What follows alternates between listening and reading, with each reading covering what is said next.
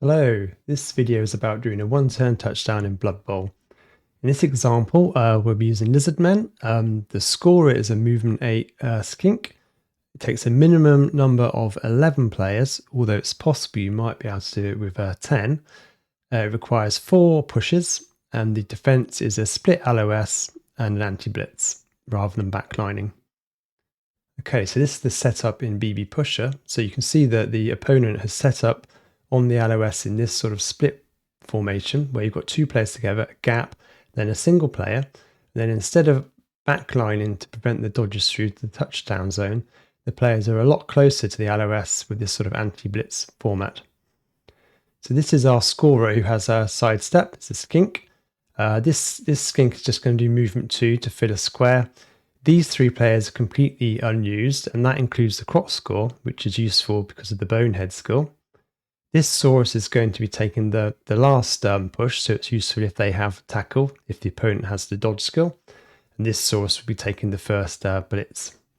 And finally, we have a skink in the backfield who's going to be our sort of ball retriever and is going to be used to shuttle the ball up the field to the scorer, either by handing off or doing a pass.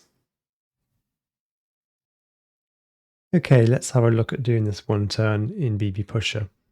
So we start off with Saurus 2D Blitz into this line woman, push her down into the hole, which is why it's often called the hole technique. After this Saurus is going to take a 2D block, push all the way along the line, and push the skink up to this square here.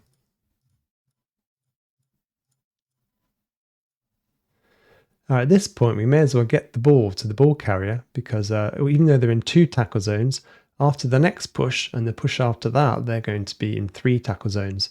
And this is also where you might be able to get away with 10 players instead of 11 because this skink can retrieve the ball and hand it off to this skink here.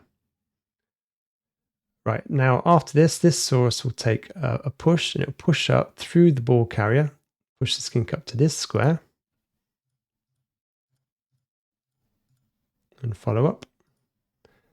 And then our final push will come from this Saurus. We'll push through this line woman, through the Saurus, into the skink.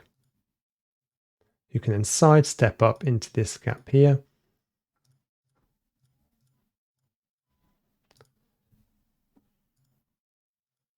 And then after this, the skink can do a 3+ dodge with the stunty skill, another 3+ dodge, so that's 1, 2, 3, 4, 5, 6, 7, 8, 2+ rush, another 2+ rush to score a touchdown.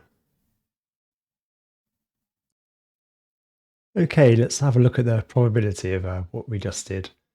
So for the 4 pushes, that's 15.2% without a reroll, or 37.3% with a reroll.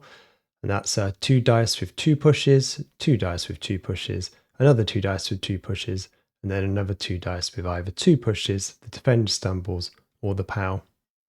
Then to score, if you get the touchback, it's 7.8% without a reroll, or 22.3% with reroll, and that's the same pushes as before. And then it doesn't matter whether you get pushes or POWs on the last one, because you're going to have to do a 3+ dodge anyway, twice with the reroll skill, followed by the 2 rushes. So the probability of scoring with a 4+ pass, that drops down to 0.9% without a reroll, or 3.8% with a reroll. And that's mainly because we have to add in a 3+ pickup, 4+ pass, and then a 5+ catch because you're in 2 tackle zones, followed by the 2 dodges and then the 2 rushes. And this doesn't include if you have to have an interception, but it's possible you might be able to hand off to. Okay, that's the end of the video. Hope it was useful. Don't forget to like and subscribe, and see you again soon.